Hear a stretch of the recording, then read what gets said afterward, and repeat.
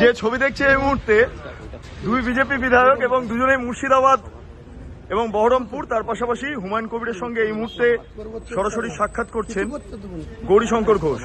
ওর নেতৃত্বে আমি বিজেপি করেছি 2019-এ।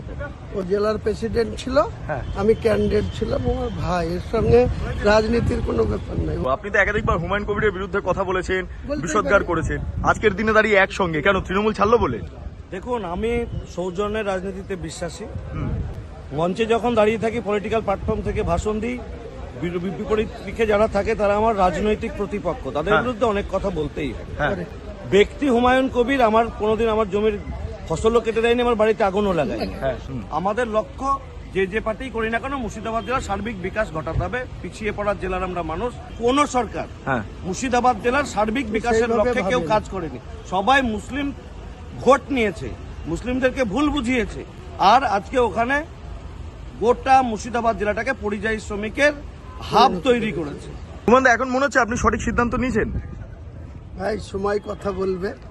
আমার লক্ষ্য এই দুর্নীতিগ্রস্ত সরকারটাকে পরাস্ত করা। আর বিজেপির থেকে কি সাহায্য চাইবেন? আপনি বিজেপি বিধায়কদের সঙ্গে কথা বিজেপির সাথে কেন সাহায্য চাইবো? বিজেপির মতো করে রাজনীতি করবে না। আমি আমার দলের হয়ে কথা বলবো।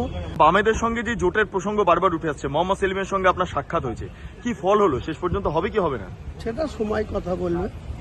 ফেব্রুয়ারি মাসের 20 তারিখের মধ্যে নিশ্চয়ই সবকিছু পরিষ্কার হবে।